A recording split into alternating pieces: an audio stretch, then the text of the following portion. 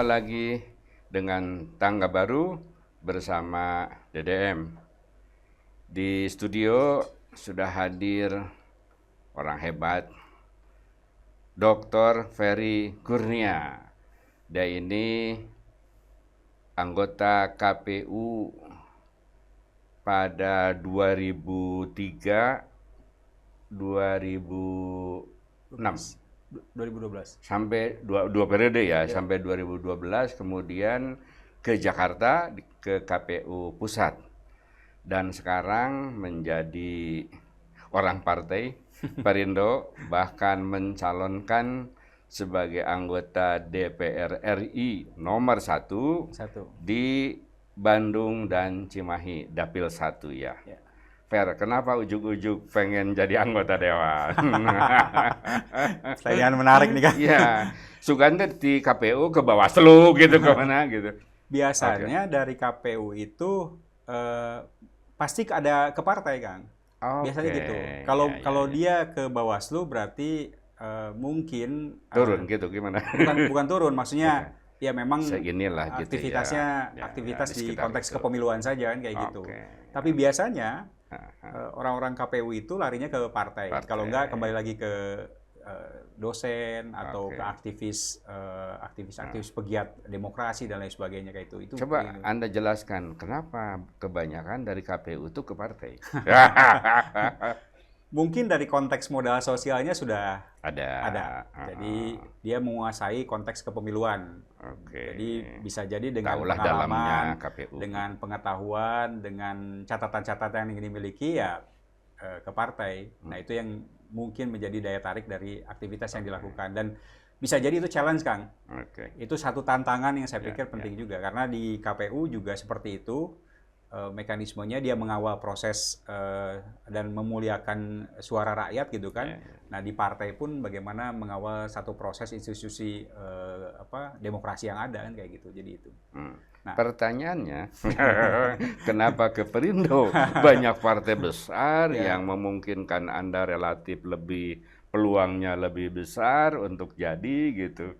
Sorry to say gitu ya. Ada dua catatan, Kang. Pertama catatan Perindonya, yang kedua catatan Abdi pribadi. Nah, kalau catatan Abdi pribadi tentunya ya memang saya mengalami banyak banyak hal yang tentunya berpikir.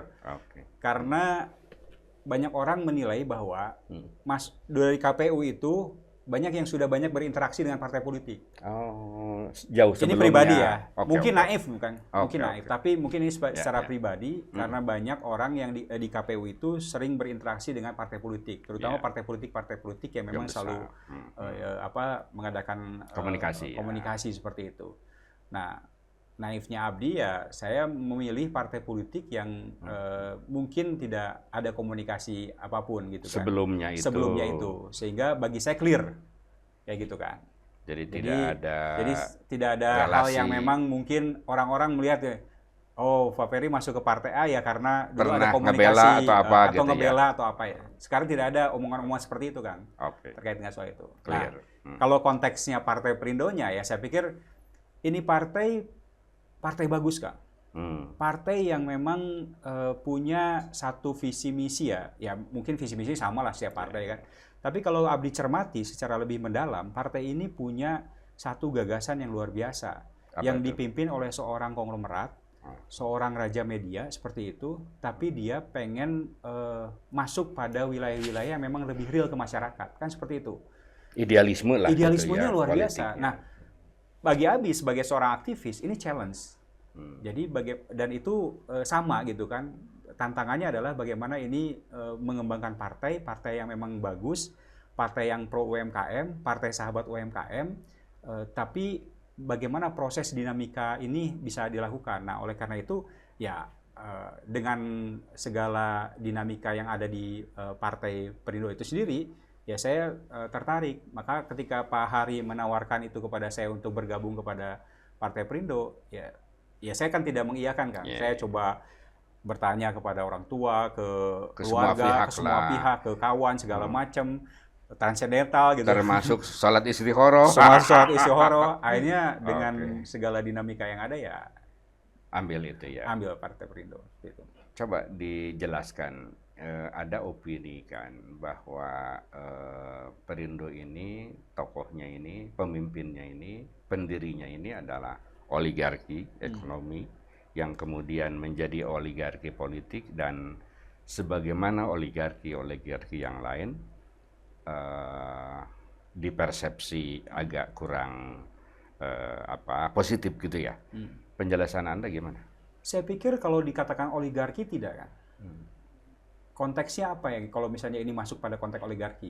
Apalagi dalam konteks kekuasaan misalnya seperti itu. Itu nggak ada. Pak Hari ini lebih pure pada konteks media. Jadi dia mencoba membangun sebuah sebuah jaringan media yang memang dia pure di sana. Nah, ada semacam kehikmatan dia untuk bagaimana sih masyarakat itu juga ikut terangkat gitu kan. Ya ini memang normatif, tapi real itu terjadi. Jadi saya ketika perjumpaan saya dengan Pak Hari di awal seperti itu, dia ceritakan ini Kang Ferry ini media saya seperti ini. Dia petakan gitu semua ini. Nah setelah itu ini kondisi masyarakat seperti ini. Kita juga harus ini. Jadi sebenarnya dalam konteks itu ada ruang-ruang yang memang juga bisa menjadi semangat bagi dia untuk dia bisa dedikasikan buat masyarakat. Itu yang saya nggak tahu ya. Konglomerat mana yang memang dia real, dia mau secara terbuka untuk mendirikan partai, dan dia untuk membangun partai, mendirikan partai, dan juga dia ikut terlibat di dalam konteks masyarakat. Mungkin banyak konglomerat yang memang dia membantu kan, kayak gitu. Tapi dalam konteks mendirikan partai, yang terbuka adalah beliau. Jadi saya pikir ini menjadi poin penting. Nah, kalau dikatakan sebagai bagian dari oligarki, saya pikir enggak. Karena tidak ada ruang-ruang yang memang dia ambil untuk kepentingan kekuasaan.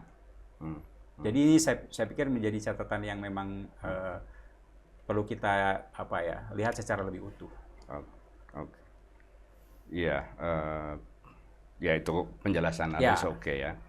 Nah, apa agenda-agenda yang menurut Anda memang strategis dan katakanlah tidak terlalu diperhatikan oleh partai-partai yang lain misalnya?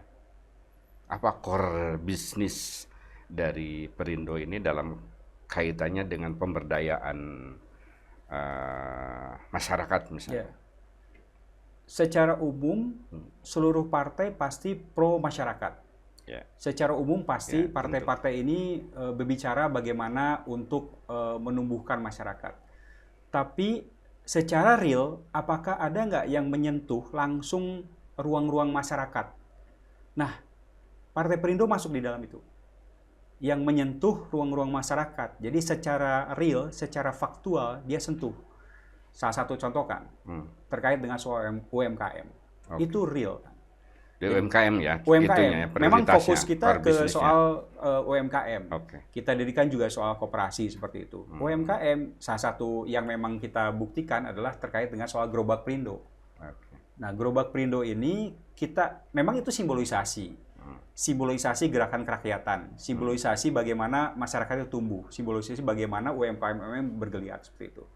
65 juta UMKM ini kan luar biasa kalau menjadi 65 juta di Indonesia. Ini menjadi motor penggerak. Maka kenapa misalnya 98 relatif bisa terkendali, misalnya seperti walaupun terjadi gonjang-ganjing luar biasa, Covid kemarin juga bisa terkendali ya karena memang UMKM itu. Maka oleh karena itu Partai Perindo hadir di sana. Gerobak Perindo menjadi bagian dari simbolisasi gerakan yang kita lakukan. Kita ingin misalnya ketika kita ngasih gerobak, bukan ngasih gerobak ketika orang kosongan, tapi orang itu sudah memiliki gerobak lama, 5 tahun, 10 tahun dia berjalan, tapi gerobak itu sudah tidak bisa digunakan lagi, kita support dengan gerobak yang baru, kita kasih sedikit modal, maka oleh karena itu dia akan berusaha. Nah, dengan berusaha, maka dia misalnya akan mendapatkan keuntungan. Dari keuntungan dia bisa membeli gerobak baru, dia bisa mendatangkan SDM baru untuk karyawan dan lain sebagainya. Maka gerobak-gerobak itu beranak pinak akan menjadi gerobak-gerobak yang lain. Sebenarnya itu yang memang menjadi bagian yang kita kejar terkait dengan soal itu. Tapi kan sebenarnya ini kan bagian dari proses yang tidak harus partai sebenarnya mengerjakan. Kan ini harus menjadi bagian dari itikat semua pihak termasuk pemerintah kan kayak gitu. Tapi itulah yang sebetulnya tidak tergarap dengan baik oleh pemerintah sekarang. Nah, itulah makanya mungkin bagi kita ini bagian dari simbolisasi. Dan mudah-mudahan dengan seperti ini, apalagi kalau misalnya kita diberikan ruang misalnya untuk duduk di lembaga legislatif dan memberikan sebuah policy-policy yang ada. Itu yang saya mau tanya. Bisa jadi ini masuk menjadi bagian yang kita kuatkan di situ, kan. Oke, jadi itu yang memang menjadi poin pentingnya. Ketika Anda tadi berkeinginan kuat untuk menjadi legislator gitu, lalu Anda melihat platform partai seperti itu, berarti Anda udah tahu arah mau kemana di parlemen itu perjuangannya. Ya, sudah tahu, Kang. Maka kenapa misalnya, punten, saya dirikan koperasi, kan. Tadinya mau soft selling, namanya Koperasi Persatuan Indonesia. Mungkin orang nggak tahu Koperasi Persatuan Indonesia. Tapi saya akhirnya hard selling, langsung Koprindo, Koperasi Perindo. Koperasi Perindo Sejahtera Bersama Indonesia.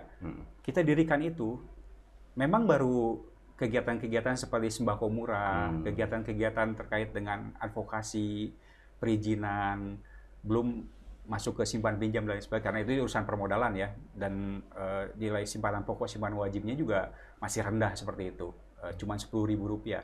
Tapi itu niat yang saya pikir menjadi penting.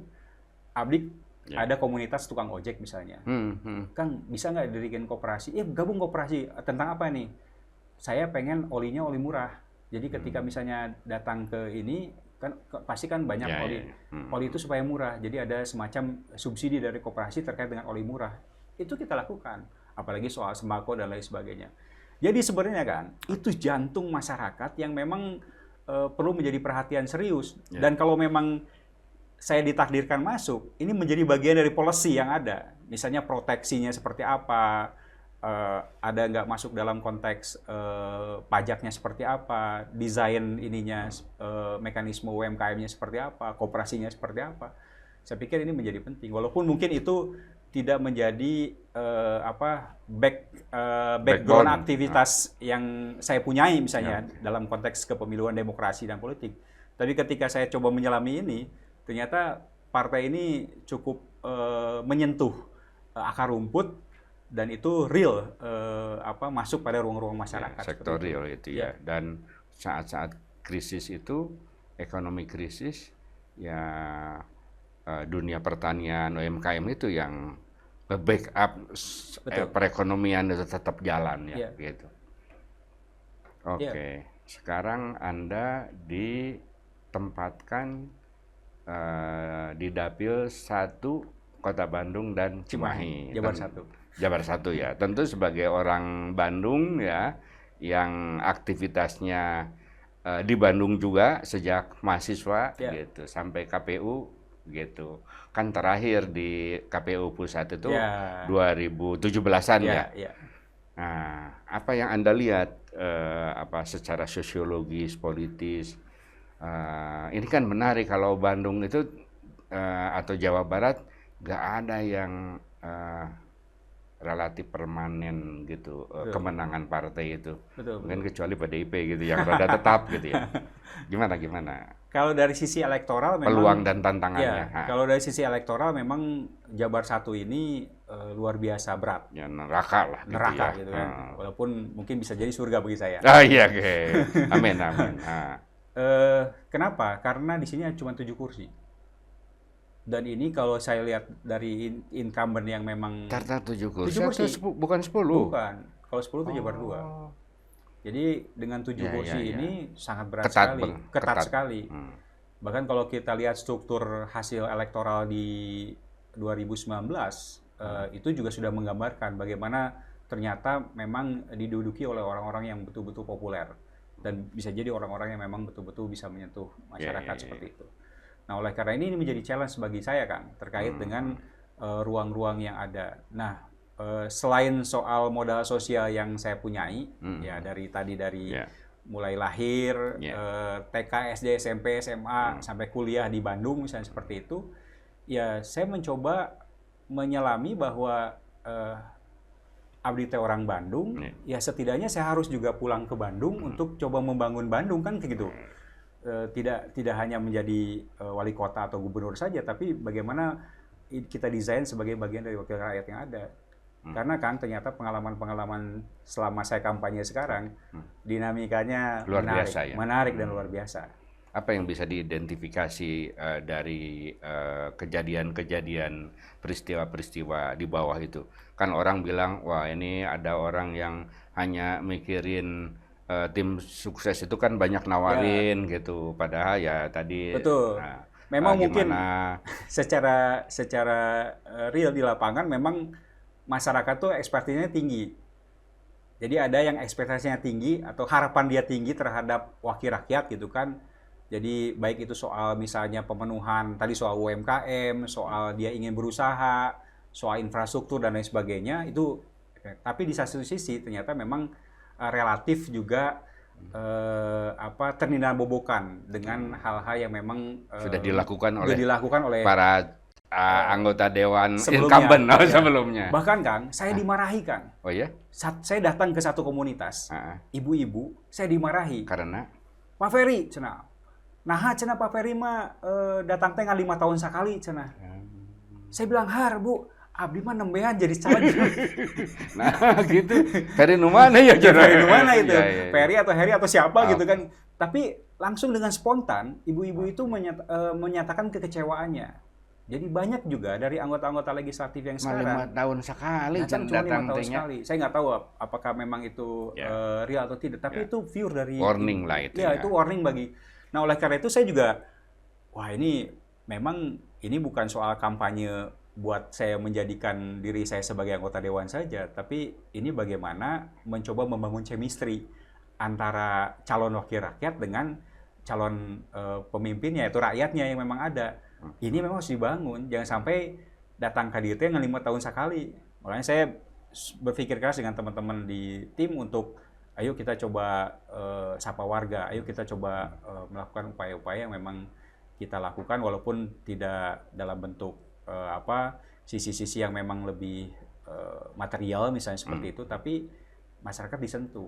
Nah, itu yang saya pikir kita lakukan. Jika kalau banyak ibu-ibu seperti itu, rada bener jika anggota dewannya gitu. Betul. Karena ya tadi dicendeng gitu ya, betul. Ditantang oleh konstituen supaya memang ada ikatan emosional, ikatan mungkin juga transaksional dan lain-lain. Nah, ada nggak yang misalnya ketika datang tuh, Pak, mana sembakonya, mana Artosena? Ada itu. Bahkan, berapa persen tuh yang gitu? Kalau itu nggak banyak sih, nggak banyak. Cuman ya memang ada spontanitas yang diinikan. Seperti tadi saya mengunjungi pasar Ciroyom, pasar Andir, pagi-pagi tadi. Terus dia ibu-ibu ya itu bilang ketika saya mau coba ngobrol dan sekalian beli surabi misalnya seperti itu, mana tuh Kang Dewan, mana ya sembakona, kayak gitu. Jadi dengan spontan mereka menanyakan hal seperti itu, dan saya pikir ya wajar-wajar saja karena memang mungkin kulturnya sudah terjadi seperti itu kayak gitu. Tapi ya walaupun dimungkinkan di dalam ketentuan undang-undang, ya saya pikir juga ini yang harus kita coba cermati bagaimana supaya masyarakat itu kita kampanye nih, oke, memberikan sesuatu gitu kan, tapi juga memberikan pendidikan politik buat masyarakat. Karena juga punten Kang, ini harus dibedakan antara wali kota, gubernur, dan juga wakil rakyat. Oke, gimana? Iya, kadang-kadang masyarakat kan ekspektasinya harapannya tinggi nih. Disangka teh orang teh wali kota gitu kan. Gubernur, wali kota. Atau gubernur gitu. Punya anggaran ya. Punya anggaran, punya eksekusi segala macam. Padahal tugas dewan itu adalah tugas menampung aspirasi dan menjadi kebijakan. Dijalankan oleh gubernur dan wali kota. Betul. Gitu ya. Di sini misalnya dari konteks budaya misalnya di dia tidak ada sisi kreativitasnya, creativity hub-nya misalnya atau segala macam ya. Akhirnya kan kita harus support supaya ada policy terkait dengan soal creativity hub misalnya seperti itu. Atau misalnya youth space-nya misalnya seperti itu. Nah, kadang-kadang kan kalau misalnya saya jadi calon wali kota atau calon gubernur, mungkin ini menjadi bagian nantinya harus dieksekusi di dalam program-program kerja saya. Tapi kan benten calon anggota legislatif. Nah itu juga saya pikir penting untuk kita berikan pemahaman kepada ini idealita, ini normatif, tapi real di lapangan. Dan itu saya cermati terus. Mungkin suatu saat ya syukur-syukur saya terpilih menjadi anggota dewan. Saya juga syukur-syukur bisa membuat buku terkait dengan soal dinamika yang terjadi di lapangan, gitu. Nah, ketika Anda masuk, ini kan pertama lah, pengalaman pertama. Ketika masuk itu, kan ada, katakanlah enklave ini ke merah, ini ke kuning, ini ke ini. Apakah itu setajam itu, atau mereka itu sebenarnya cair saja? Cair. Di masyarakat cair. Mungkin masyarakat juga, ini konteksnya masyarakat ya. Kalau masyarakat mungkin sudah terbiasa ya menerima. Bahkan saya juga campaign dengan seperti itu, Kang. Jadi ibu-ibu, bapak-bapak, manggawe tampi pami kalau misalnya ada dari pihak-pihak lain, partai lain, caleg lain yang memang diajak. Jadi tidak usah membatasi. Tinggal soal HT saya bilang. Pancegen HT, istiqomah, di mana ibu milihna, bapak milihna di mana. Mana yang memang partai yang memang betul-betul real ke ibu bapak, ke masyarakat yang memang karaos, kahartos, kabuktos gitu kan. Itu yang memang kita sentuh terkait dengan soal seperti itu. Jadi saya pikir kalau masyarakat ya, kalau dari sisi masyarakatnya cair. Jadi masyarakat ya menerima lah. Dari sisi kita pun di partai ya, saya sih sampai saat ini belum ada gesekan apapun dengan partai manapun ya, termasuk dengan di internal kita ya gitu. Minum dulu. Siap. Santai-santai.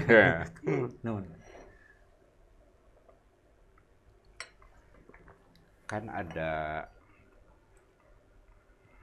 sebagian yang campaign, awas politik uang gitu kan ke masyarakat itu. Gitu. Nah sebagian lagi ya mau gimana lagi, itu fakta dan kelihatannya mereka juga ya tidak menolak gitu, mungkin sepanjang tidak dipaksa gitu. Tetapi gitu, silahkan dari mana saja, tetapi pada akhirnya terpulang ke nurani. Artinya tidak ada jaminan orang yang memberi itu otomatis didukung kan, karena ini kan dari mana-mana tuh gitu. Nah, Anda melihat umumnya masyarakat atau yang terjadi di bawah itu tadi mengikuti tadi anjuran awas jangan politik uang, atau tadi ya sepanjang itu namanya pemberian ya udah saya terima gitu. Variatif. Walaupun sebagian besar yang saya temui relatif lebih realistis gitu. Bukan, lebih menjaga. Itu ada Kang. Ya saya juga survei gitu kan masih ada masyarakat yang memang mungkin dari sisi jangkauannya cukup jauh dari ini, tapi dia sangat menjaga gitu kan terkait dengan situ. Walaupun juga ada yang memang lebih realistis terkait dengan soal seperti itu. Walaupun makanya tadi saya katakan ya mangga aja kalau misalnya mau menerima dari partai atau caleg manapun untuk berdialog atau ini ngumpul mangga ulah dihambat. Tapi kan ini kan kembalikan lagi ke soal hati kan kayak gitu. Itu yang ke nurani ya. Oke. Apa yang Anda rasakan? Tantangan fisikal, kemudian juga modal sosial, modal spiritual, kira-kira dinamikanya. Saya ini ya walaupun dari partai yang kata orang cukup wah gitu kan, tapi ya kita bergerak sendiri. Maksudnya bergerak ya menurut konteks pribadi yang ada kayak gitu. Tidak seperti partai yang lain itu katanya mendatangi konglomerat lalu dimodalin setiap anggota dewan gitu. Enggak. Calon anggota dewan enggak ada. Walaupun partai memberikan fasilitasi, misalnya butuh spanduk, baligo, kalender itu difasilitasi juga oleh partai. Jadi seperti itu. Ya dari sisi kegiatan karena memang abdi aktivis ya gitu kan. Ya biasalah. Saya mengandalkan modal sosial. mengandalkan jaringan kayak gitu kan. Walaupun memang modal kapital pun memang dibutuhkan untuk apa? Ya masa sih kita ketemu Teu kopi-kopi acan. teu kopi-kopi acan gitu kan. Itu kan juga Iya, iya. sebagai orang Sunda yang surti gitu kan. Kita harus dengan political cost itu kan juga Itu sih penting biasa juga. lah, Ya, gitu seperti ya. itu. Tapi kalau kita mengarah kepada soal yang memang lebih lagi, ya itu yang kita agak kurang lah untuk hal seperti itu. Hmm. Tapi capek lah ya itu. Ya capek memang, ya lumayan lah kan. Kadang-kadang memang harus, Konsekuensi berjuang sebagai ya anggota dewan. kadang-kadang satu hari itu bisa 5 titik, Wih. 4 titik, 5 titik gitu Bisa kan. dari pagi sampai Bisa malam dari ya. pagi sampai malam seperti itu. Kita Dasar. mendatangi masyarakat gitu kan. Ya untuk ya sekedar silaturahmi, sekedar memperkenalkan diri, sekedar kita informasikan apa kegiatan-kegiatan yang dilakukan oleh partai kita kayak gitu. Dan saya kira itu perlu apresiasi lah dari masyarakat. Terlepas dari pilihan yang mana kan soal hati mahnya kumah kereteg gitu dan ini. Dan tadi ya tentu ada pertimbangan-pertimbangan rasional kenapa dipilih dan kenapa enggak. Saya yakin sih masyarakat itu cerdas kan. Masyarakat itu cerdas, luar biasa. Jadi dengan segala penerimaan, mungkin permisivitasnya yang ada gitu di masyarakat gitu kan.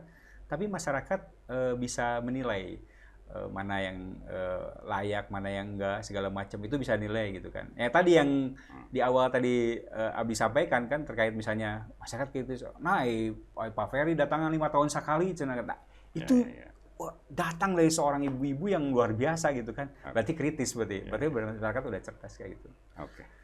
Oke, pesan terakhir untuk para konstituen, para pendukung dan tentu masyarakat Bandung dan Cimahi khususnya, umumnya ya tentu masyarakat Republik ini. Ya, saya pikir ya Partai Perindo ini kan partai yang baru ya.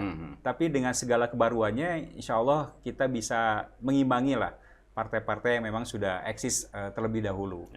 Yang memang kita ingin harapkan adalah masyarakat betul-betul bisa melihat secara lebih utuh geliat partai ini. Yang tadi, karaos, kahartos, kabuktos gitu kan.